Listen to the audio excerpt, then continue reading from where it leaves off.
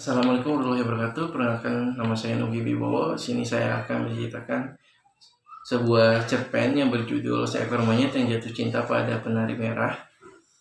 Cerpen ini hasil karya dari Rinanda Tesniana.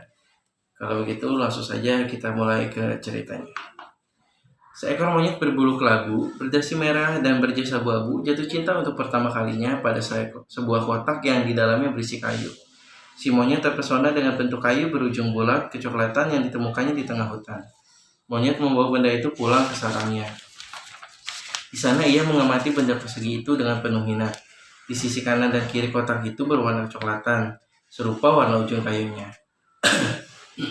Monyet mengambil satu batang kayu, melihatnya dengan rasa penasaran dan mencoba peruntungan. Ia menggesekkan ujung kayu dengan kertas coklat di bagian kanan kotak. Dan wow, gesekan itu menghasilkan percikan merah yang terus menari hingga ujung kayu habis. Monyet terkesima melihat penari merah yang dihasilkan kayu dalam kotak itu. Mendadak monyet merindukan si penari. Monyet merindukan penari merah yang baru saja ditemuinya. Monyet membuka kembali kotak kayu itu, lalu mengambil satu kayu lagi dengan perlahan. Ia menghayati setiap gerakan yang dilakukannya. Si monyet kembali menggesekkan ujung kayu pada kertas coklat di sisi kiri kotak. Kembali, si penari merah muncul. Dia menari dengan gerakan yang membuat monyet terkesima, meliuk-liuk hingga memaksa monyet melonggarkan ikatan dasinya dan melepas jas abu-abu yang dikenakannya. Monyet merasa gerah hingga si penari merah perlahan meredup, lalu hilang sama sekali. Monyet memegang dadanya, merasakan debaran yang teramat cepat. Gerakan penari merah tadi berkelebat dalam benaknya, menghasilkan semu merah di kedua pipi kelabunya. Si monyet merasakan ada kejutaan kupu-kupu di bagian bawah tubuhnya. Dia ingin melihat penari merah itu lagi dan lagi. Namun monyet tidak akan menghabiskan batang-batang kayu itu cepat-cepat. Ia ingin menikmati setiap rasa rindu yang bersarang di dadanya lama-lama.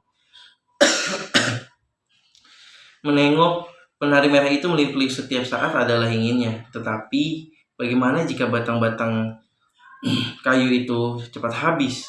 Kemana monyet akan mencarinya lagi? Kemana monyet akan menemukannya?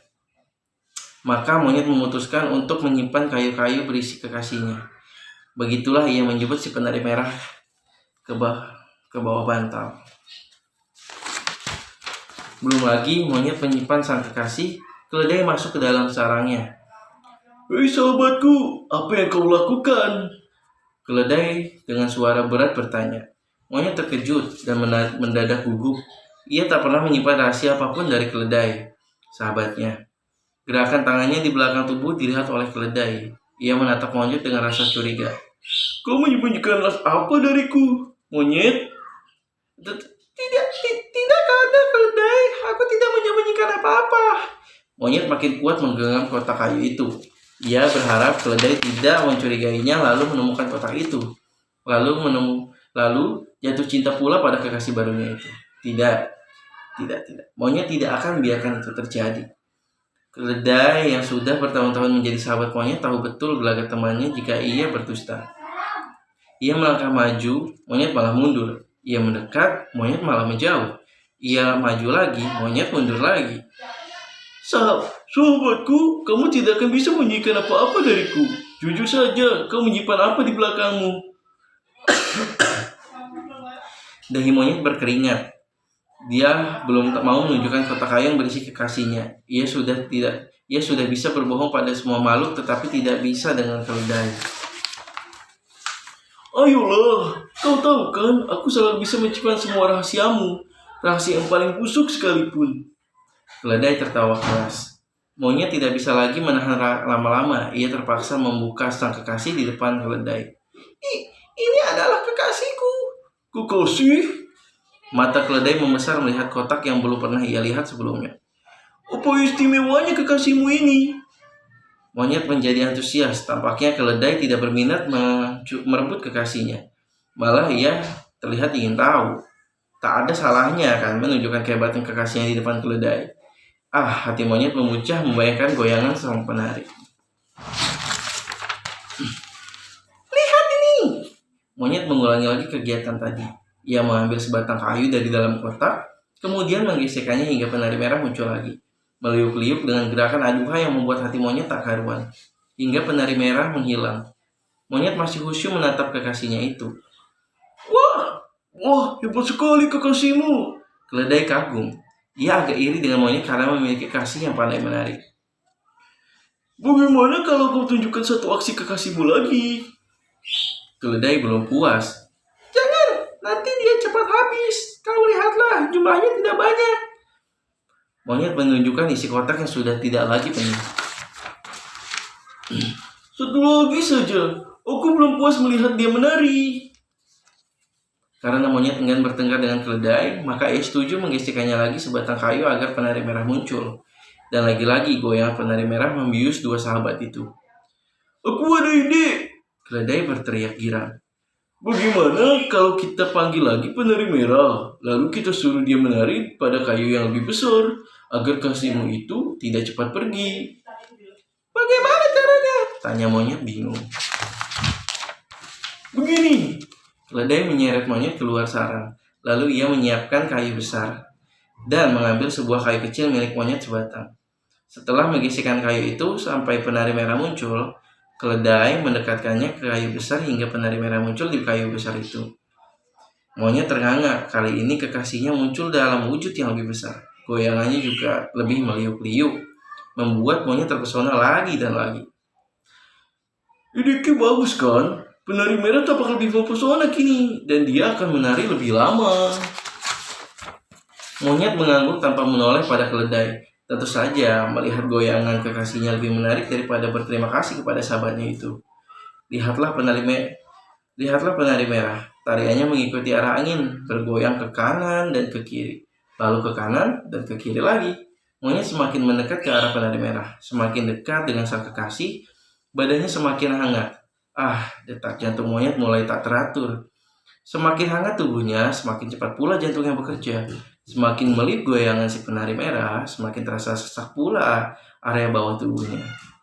Namun, sayang sekali, kekasihnya perlahan menghilang. Goyangannya tak lagi secepat tadi. Meredup, mengecil, kemudian menghilang sama sekali, menyisakan debu hitam berterbangan. Monyet kecewa, sebab dia ingin melihat sang kekasih menari lagi. Dia tak bisa menunjukkan rasa kecewa dengan membuang napas kasar hingga sang sahabat iba padanya. Apa kau belum puas, sahabatku? Kau ingin melihat kekasihmu lebih lama lagi? Keledai bertanya. Benar, keledai. Rasanya terlalu cepat penari merah pergi. Aku baru saja merasa hangat di seluruh badan karena kehadirannya.